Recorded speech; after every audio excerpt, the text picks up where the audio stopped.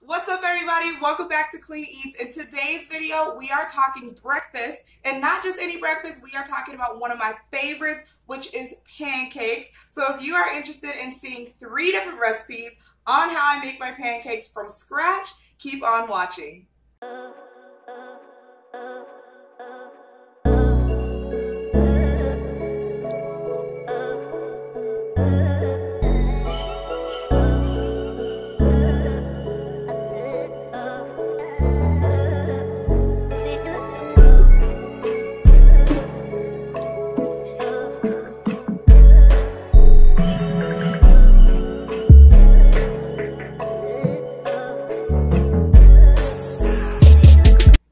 So upon making this video, I thought I was going to just do 3 different dessert style pancake recipes, right? But then I thought a lot of new vegans are probably going to be like, well, how can I just get some buttermilk pancakes as a vegan, right? Now, like I mentioned before, I'm sure you can go to the store and find vegan buttermilk. However, I have a tip for you guys in order to make your own vegan buttermilk here at home, okay? So let's go ahead and get into the first recipe. Alright guys, so first things first, in order to have buttermilk pancakes, you gotta make the buttermilk, right? So I'm starting off with 1 cup of hemp milk. I make mine from scratch, but you can use any plant-based milk of your liking. And I'm gonna put right here, I'm putting a teaspoon of apple cider vinegar, but I added a little bit more to make it equal a tablespoon. I'm gonna give that a good mix up and then just set that to the side for about 5 to 10 minutes so it can slightly thicken.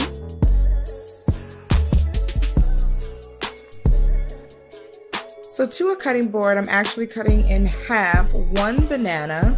And fun fact, just so you guys know, I use a banana, half a banana per egg. That's called for in a non-vegan recipe, if that makes any sense. So basically, if there's ever a recipe that I'm making and it calls for an egg, I use half a banana, is what I'm trying to say. So with my fork, I'm just gonna begin mashing that banana into kind of a goopy, egg-like consistency.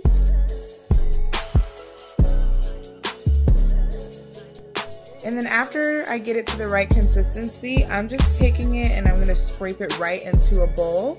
And then to the same bowl with the mashed banana, I'm going to add the other wet ingredients to them. Now I'm adding 3 tablespoons of maple syrup as my sweetener, no added sugar here. And then in addition to that, I'm adding that buttermilk that we just created. I'm gonna do 3/4 of a cup to start, and then go ahead and get that mixed up like so. Then to a separate bowl, my favorite mixing bowl, I'm adding 1 cup of oat flour that I actually just mixed up here in my kitchen. You guys know how I do with my flours. I just grind up whatever I need in my blender cup and make it into a powder. To that, I added 1.5 teaspoons of baking powder and 1 teaspoon of baking soda. And then now I'm just gonna whisk it all together.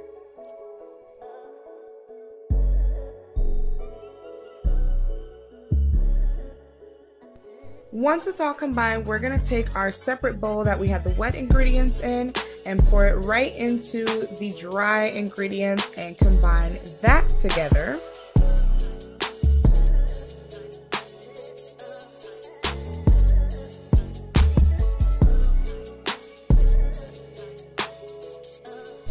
Now, as I'm getting both the wet and dry ingredients combined, you guys can clearly see that this is a really watery consistency.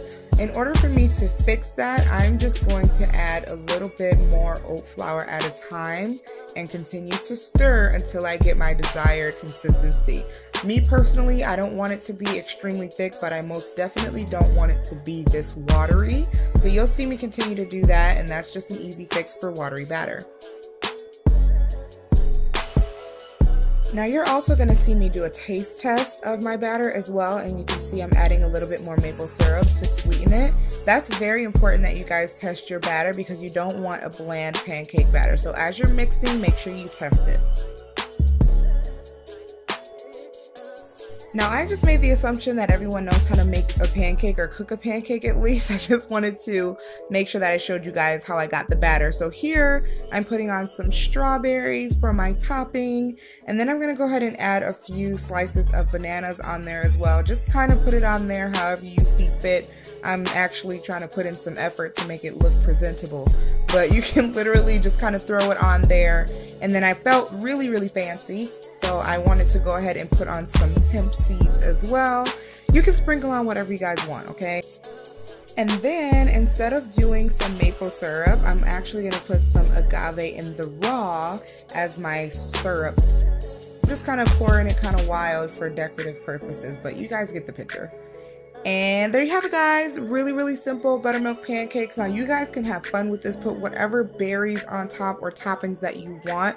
Get creative with it and have fun. But this was just what I put together for you guys.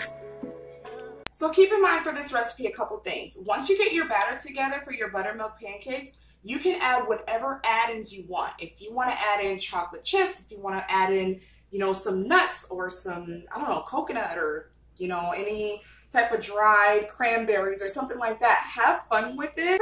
Go ahead and add it in your batter. You can cook it up just the same as you would without any add-ins and you'll be perfectly fine. Or you can do like I just showed you and just add your fruit or your nuts or whatever on top of it. Let's go ahead and get into recipe number 2. So remember in the first recipe when I told you guys that I use half a banana per egg that's called for in a recipe? Well, in this recipe we're using an entire banana, not necessarily to replace eggs, but just because this is a banana nut recipe, and if you've ever made banana nut bread, you know that you use quite a bit of ripe bananas in order for that banana flavor to really come through. So that brings me to the main point. You want to make sure that your banana is pretty ripe. In order to tell if a banana is ripe enough, you just want the peel on the banana to be pretty spotted.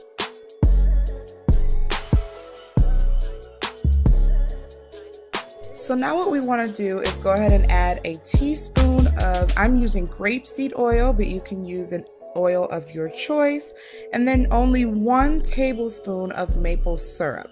Now the reason why we do only 1 tablespoon is because we already have a bunch of bananas on here, and because we're using pretty ripe bananas, it's the ripeness of the bananas that's going to make everything sweet enough already, so we don't have to add a bunch of added sweetener in order to get it as sweet as we want it to be. And here we're adding in our 1 cup of hemp milk, and we're going to go ahead and give that a stir. And this is going to be our wet ingredients for this recipe.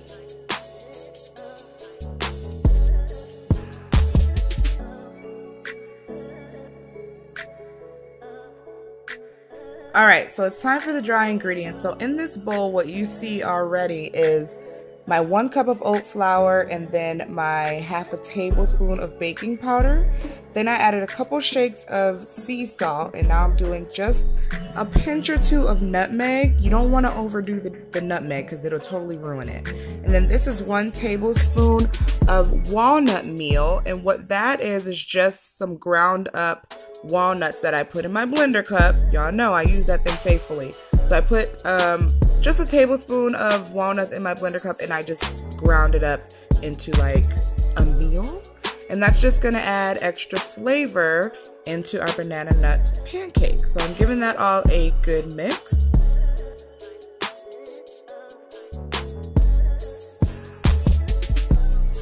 Now, same as in the previous recipe, we've gotten to the point where we are going to combine our wet ingredients with our dry ingredients.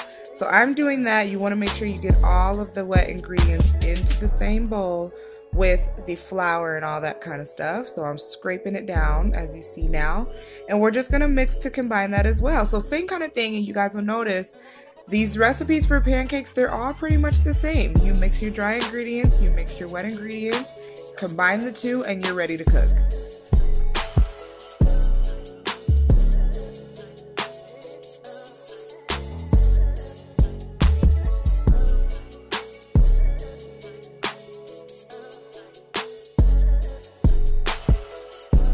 So this is the consistency I'm looking for, and now I'm ready to cook it. And here we have it, guys, banana nut pancakes. Now I topped mine with some bananas and some walnuts, and I sprinkled it with a little bit of cinnamon, and I'm ready to eat. So in order for these recipes to be successful, you want to make sure that you're tasting your batter before you go ahead and start cooking it. The way that your batter tastes when you're doing your taste test, that's exactly how your pancakes are going to taste once you get them off your griddle or your skillet or whatever you're cooking them on, okay? So what you're going to notice as we continue to go through these recipes is it's pretty much the same for any kind of pancake that you want to make. As I mentioned before, I use half a banana per egg that any recipe calls for. So whether I'm making cornbread, whether I'm making muffins, whether I'm making, banana nut bread or something like that, I always use banana in place of eggs. And for me personally, as long as my banana is not extremely ripe, then it does the job, it does well, you don't taste the banana, which is really good. Now for the banana nut pancake recipe, you do want your banana to be very, very, very ripe, like as ripe as possible, because that's really gonna bring that banana flavor for your banana nut pancake. So that's really important.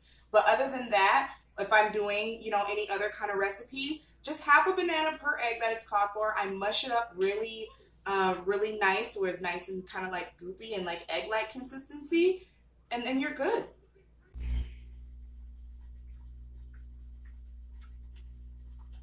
In this recipe, we are starting off yet again with 1 cup of our oat flour, and then to the oat flour, I'm adding half a tablespoon of baking powder, no baking soda, just the baking powder, and then 3 heaping tablespoons of cocoa powder, and we're gonna go ahead and give that a thorough mix.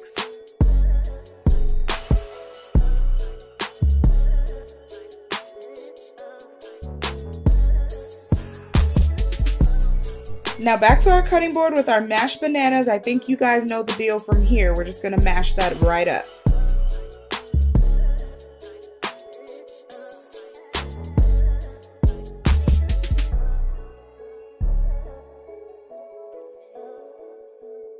Into our bowl, we're adding 2 tablespoons of maple syrup for sweetener. And then 3/4 of a cup of our regular hemp seed milk. And give it a stir.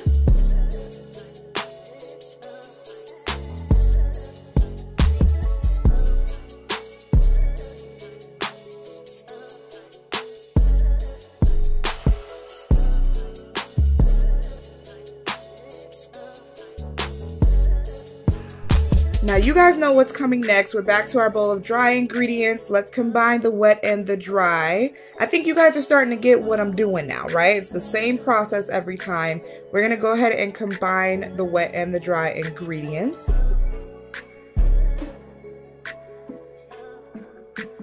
Now as you guys can see with this one, it's kind of dry, so I need some more liquid in there.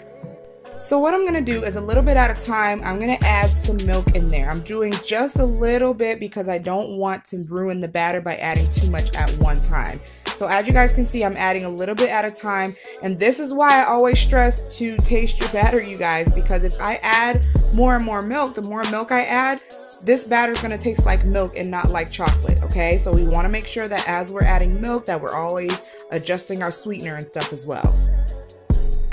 Now on this final one, I'm going to show you guys how I cook it, just because I haven't shown you guys throughout this entire video.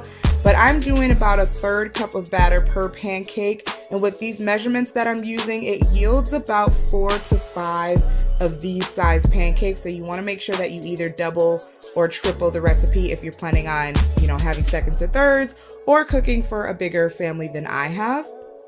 And then after about 2 minutes on the first side, you can go ahead and flip it, and then on the second side you'll only cook it for about 30 more seconds. Once you have all your pancakes, you're gonna set them separately on a plate, and I'm just drizzling on some melted peanut butter. I just put my peanut butter in a bowl and put it in the microwave for about 30 to 45 seconds. So I'm gonna put peanut butter on each pancake like so. Now I'm a peanut butter holic, so if you don't like as much peanut butter as me, use this sparingly, or you can use something else if you like. But I'm rubbing that all over these pancakes like so. And then on top of the peanut butter, I'm sprinkling on some cacao nibs. You can chop up some chocolate pieces or whatever and put it on there as well. But I have cacao nibs on hand, so that's what I'm using. Then right here, I stacked each pancake on top of each other, and for decorative purposes, I'm adding more peanut butter on there. And then more cacao nibs right on the top. See, we getting fancy with it, right? I love this. And then I was feeling extra special, so I put on some chopped walnuts as well. And then you guys, here you go. These are your brownie batter pancakes. Now my personal preference is just to eat these as is. I don't add any syrup or agave nectar or anything like that on the top. I feel like the peanut butter is enough sauce or syrup or whatever that I'm gonna need. But do what you gotta do. If you want some syrup, you go ahead and eat it like that. But these are definitely like the ultimate dessert pancakes for me, so I hope you guys enjoy this recipe as well. Now, one of the key things that I wanted to point out in this video was why I use maple syrup rather than using regular brown or white sugar. With maple syrup, for me personally, I don't have to worry about using too much of it and it being too overbearing for my recipes. I also have a toddler and he doesn't do much sugar, so that's why I opt to do the maple syrup instead of sugar. I have done brown sugar before when I'm making it for just, me and my husband, but when I'm making it for my toddler to enjoy as well, or if you're someone that's trying to just cut back on sugar, or you're trying to control your blood sugar levels or something like that, maple syrup is a really, really good alternative. Secondly, you can also use agave in the raw. I have it. So this is agave in the raw. I don't know if you can see it, but that's what it looks like. Agave in the raw, this is also a good alternative because we're putting maple syrup in our batter. You can use agave in the raw in place of the syrup that you put on top of your pancakes when you're ready to eat. So this is a lot less sweet. In my opinion, it's kind of used actually as an alternative for honey. So this is what I use if I'm doing like tea or something like that too, okay? So yeah. All right, you guys, so I hope you really enjoyed that video. As usual, make sure you guys give this video a thumbs up and subscribe so you don't miss any future videos from me. A couple things before I go though, because I gotta hook y'all up with the info, okay? For the buttermilk pancake recipe, you can also use a tablespoon of lemon juice if you don't have the apple cider vinegar. That works just as well. And what happens is the acidity from either the ACV or the lemon juice, that's what's responsible for turning your milk into buttermilk. So just a cheat tip for you guys in case you were wondering how that works. It's the acidity that is responsible for that. But that brings me to my next point. With using the maple syrup or brown sugar, if you're into that, make sure that you guys taste your batter. That is so vital, and I know I said it probably like 50 million times within the video, but that's so vital because a lot of times what people will do is they'll follow, direction and step by step of somebody's recipe, and it doesn't end up turning out, or tasting the way that they thought it would, or as sweet as they needed it to be, or whatever. And my major tip basically for that is you have to taste your food. You have to try your food because my taste buds are different from your taste buds and vice versa. You know what I mean? So when you guys are mixing your batter, once you combine your wet ingredients with your dry ingredients and you mix it all up or whatever, if you have to keep adding milk, that's all fine and dandy. But just make sure that you taste your batter before you cook it, because the way that it tastes in the bowl is the same way it's going to taste once you cook it up. And last but not least, you guys, as you heard in the intro for the video, I use oat flour for this video. Now, you guys can always go to the store and buy it. Like I always say, you can, I'm sure in one of these stores out here, you can buy some vegan buttermilk as well, but I'm frugal friend over here, so I'm trying to always figure out how I can save money, and normally vegan items sometimes can be more expensive than the regular dairy items, okay? So again, I hope you guys enjoyed this video. Make sure you guys give it a thumbs up if you did. Also make sure that you guys subscribe. Thank you guys as usual for your support, and I'll see you guys in the next video. Bye.